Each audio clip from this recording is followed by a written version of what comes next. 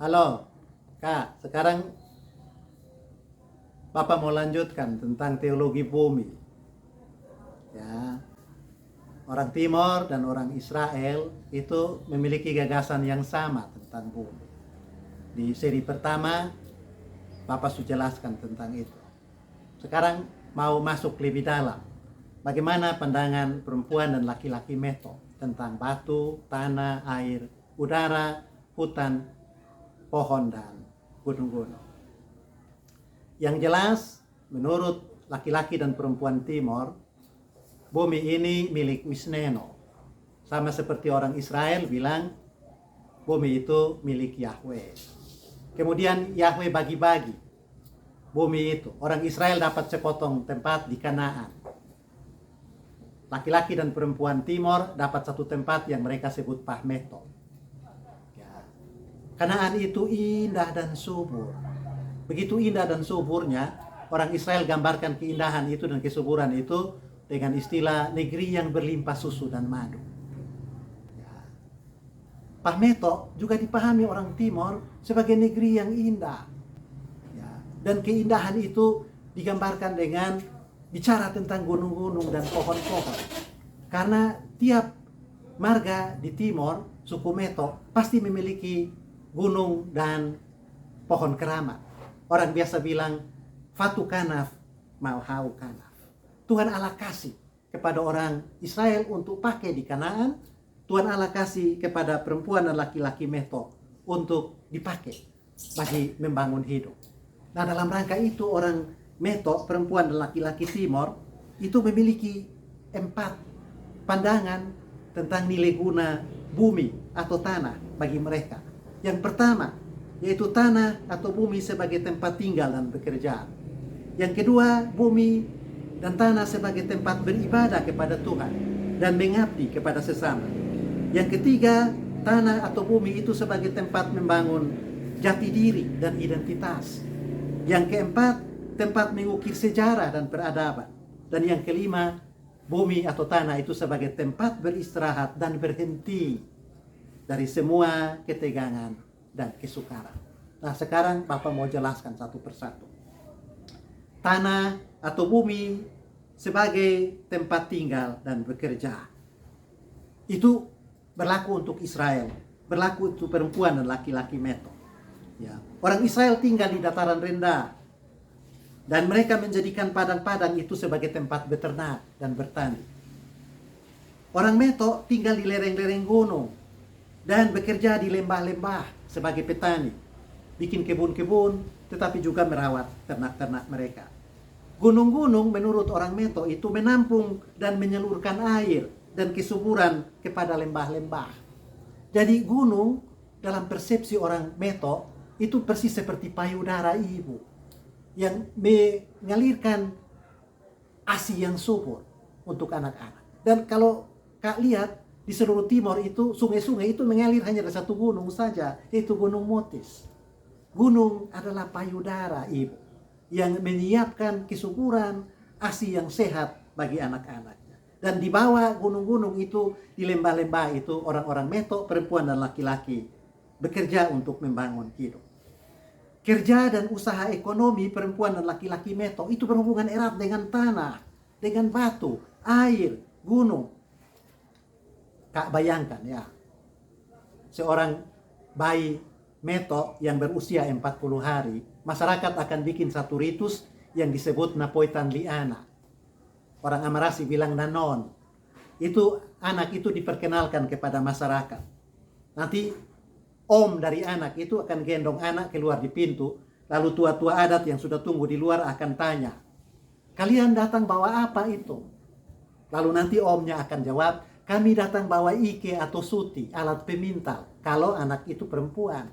Tapi kalau anak itu laki-laki, omnya akan bilang, kami datang bawa pedang dan tombak.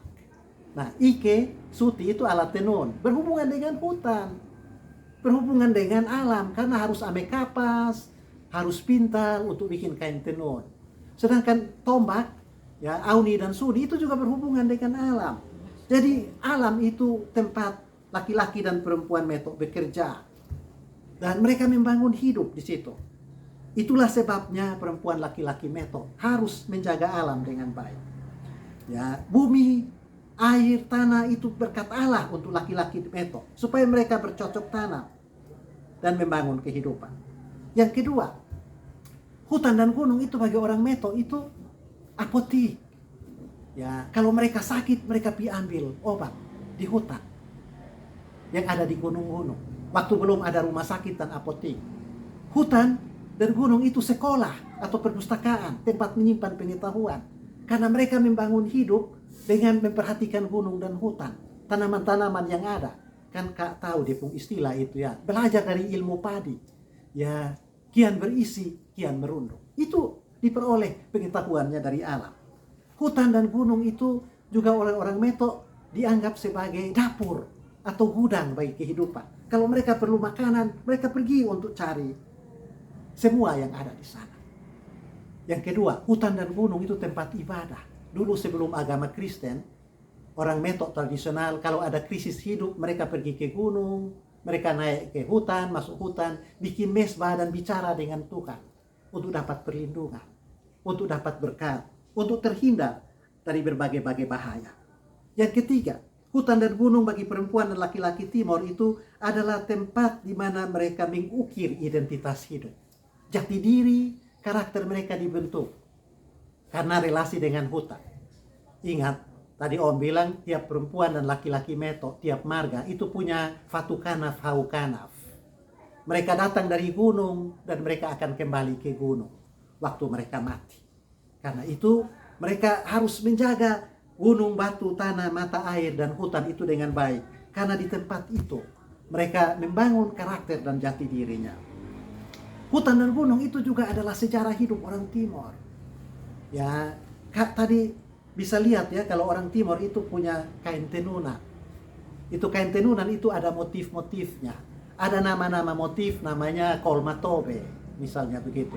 Artinya burung yang memiliki penutup di kepala. Artinya harus tanda hormat. Mereka lihat itu dari hutan dan dari kekayaan alam.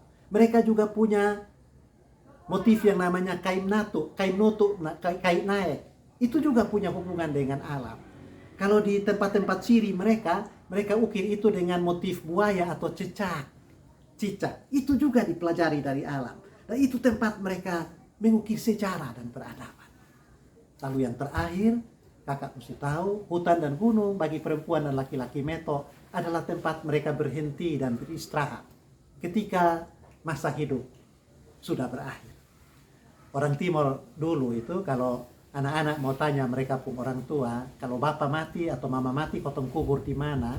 Mereka tidak tanya begitu. Mereka akan tanya begini, Bapak, nanti kalau sudah sampai waktunya Bapak akan pergi berburu, nanti kami kirim Bapak ke hutan mana untuk berburu.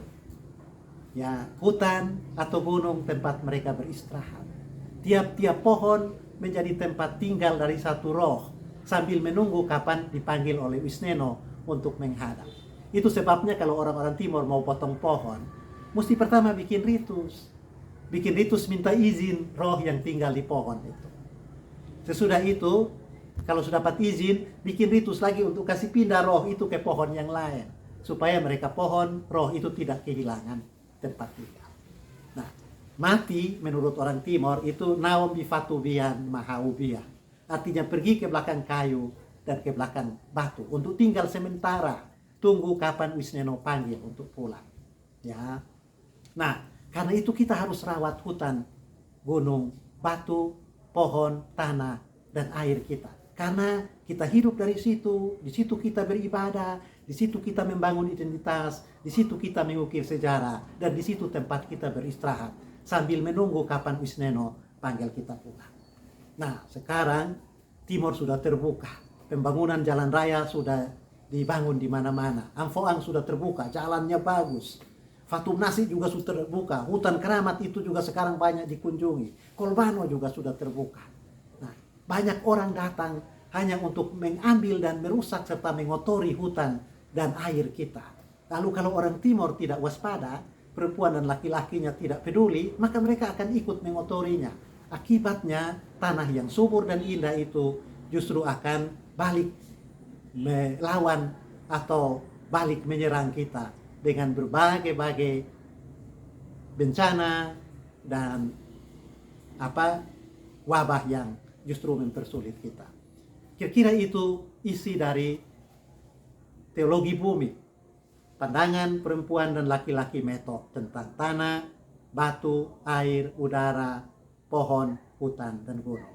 Semoga Kak suka dengar dan belajar untuk mencintai lingkungan sebagai pemberian Allah, tetapi juga sebagai identitas, sejarah, dan tempat kita membangun peradaban. Oke, terima kasih.